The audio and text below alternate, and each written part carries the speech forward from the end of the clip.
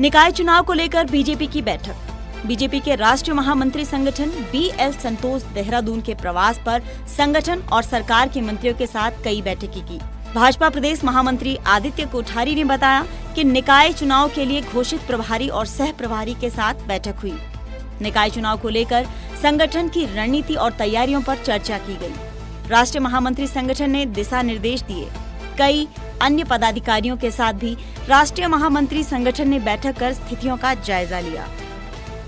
Bharatiya Janata party के राष्ट्रीय महामंत्री संगठन आदरणीय BL संतोष जी आज उत्तराखंड की एक महत्वपूर्ण बैठक में उनका मार्गदर्शन हमको प्राप्त हुआ है और इस बैठक में हमारे जिलों के प्रभारी, सह प्रभारी और 11 नगर निगम के जो हमने प्रभारी बनाए हैं उनके साथ ही प्रदेश की टोली ये इस बैठक में सम्मिलित रही और इस बैठक में आदरणीय BL संतोष जी के साथ ही प्रदेश के प्रभारी दुष्यंत गौतम जी, प्रदेश की सह प्रभारी रेखा वर्मा जी, इनका भी मार्गदर्शन सभी कार्यकर्ताओं को मिला है।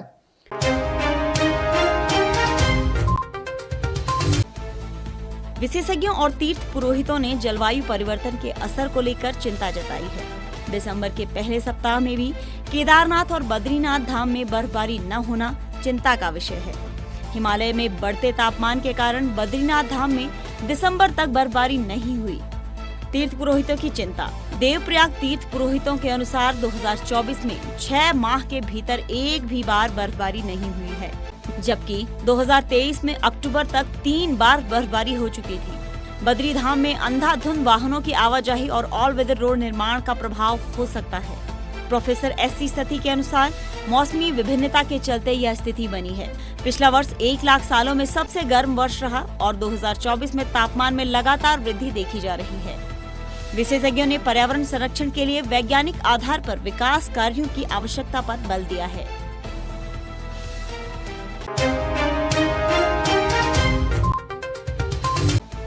मुख्यमंत्री पुष्कर सिंह धामी के निर्देश पर गढ़वाल मंडल विकास निगम ने पर्यटकों को 10% छूट देने का फैसला किया है। प्रदेश में शीतकाल के दौरान तीर्थयात्रियों और पर्यटकों की संख्या में कमी देखी जाती है, जिसे ध्यान में रखते हुए शीतकालीन 4 धाम यात्रा पर भी विचार किया जा रहा है। गढ़वाल मंडल विकास निगम के गेस्ट हाउस में पर्यटकों के लिए विभिन्न सुविधाएं उपलब्ध कराई जा रही हैं। पर्यटकों को 10% छूट देकर इसका लाभ देने का अनुरोध किया जा रहा है।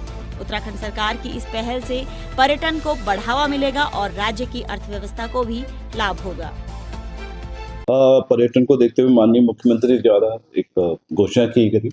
शीतकालीन पर्यटन थोड़ा हमारा स्लो रहता है, तो उसी को बढ़ावा देने के लिए माननीय मुख्यमंत्री जी के निर्देश के क्रम में हमने गढ़वाल मंडल में हमारे जितने भी TRH हैं 88 हैं, उनमें 10% डिस्काउंट का अपना वेबसाइट में भी प्रसारित कर दिया है और आपके माध्यम से मैं जो भी लोग आना चाह रहे हैं तो उनको एक रिक्वेस्ट है, अनुरोध है कि TRH की फैसिलिटी का उपयोग करें। बेस्ट लोकेशन, बेस्ट अकोमोडेशन और 10% का डिस्काउंट इसमें हम लोग सभी अपने कस्टमर्स को दे रहे हैं। मुख्यमंत्री पुष्कर सिंह धामी और स्वास्थ्य मंत्री डॉक्टर धन सिंह रावत के निर्देश पर सख्त कदम। पिछले 1 वर्ष में 862 प्रतिष्ठानों पर छापेमारी की गई। 52 सैंपलों की जांच जारी है।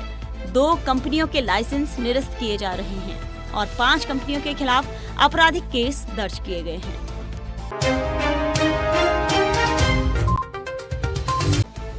देहरादून के सहसपुर क्षेत्र में फूड लाइसेंस की आड़ में नकली दवाएं बनाने वाली फैक्ट्री पकड़ी गई। 1921 कैप्सूल, टैबलेट, सिरप की 992 बोतलें और 342 खाली रैपर बरामद। 3 आरोपी गिरफ्तार, 2 फरार।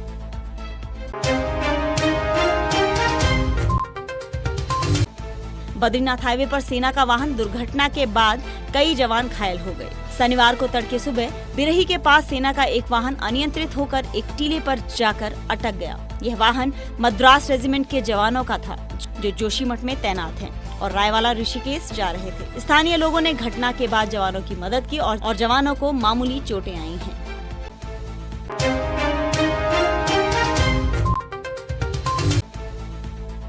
SSP STF नवनीत भुल्लर ने बताया कि उत्तराखंड में साइबर अपराधों की स्थिति चिंताजनक बनी हुई है। इस साल 11 महीनों में उत्तराखंड वासियों ने साइबर ठगी के कारण 205 करोड़ रुपए गंवाए हैं। जो मुख्य रूप से जल्दी पैसा कमाने के लालच और लापरवाही का नतीजा है। एसटीएफ ने इस वर्ष कई बड़ी ठगी के मामलों का भी पर्दाफाश किया है और आरोपियों को गिरफ्तार किया। पुलिस ने नागरिकों को सतर्क रहने और अनजान ऑफर्स या कॉल से बचने की सलाह दी है। लोगों से आग्रह किया गया है कि किसी भी संदिग्ध गतिविधि या ठगी के प्रयास की सूचना तुरंत साइबर हेल्पलाइन नंबर 1930 पर दें।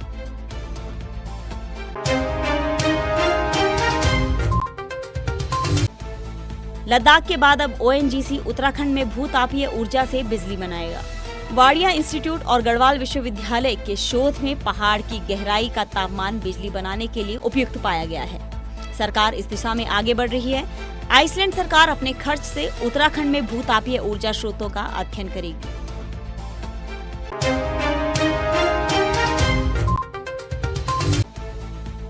राजधानी देहरादून के परेड ग्राउंड उत्तराखंड में पहली बार वर्ल्ड आयुर्वेद कांग्रेस एवं आरोग्य एक्सपो का आयोजन। आयुष विभाग तैयारियों में जुटा। भारत और 54 अन्य देशों से 7,000 से अधिक डेलीगेट्स भाग लेंगे। 1 लाख लोगों के शामिल होने का अनुमान। आयुष विभाग के अपर सचिव डॉक्टर विजय कुमार जोगदंडे ने जानकारी दी। आयुष मंत्रालय, भारत सरकार और राज्य सरकार की ओर से सम्मेलन का आयोजन। 200 से अधिक एग्जीबिशन स्टॉल विभिन्न संस्थाओं एवं विभागों की ओर से। पर्यटन विभाग, उद्योग विभाग, कृषि विभाग आदि। इस ऐतिहासिक आयोजन से आयुर्वेद और आरोग्य के क्षेत्र में महत्वपूर्ण जानकारी और अवसर प्रदान होंगे।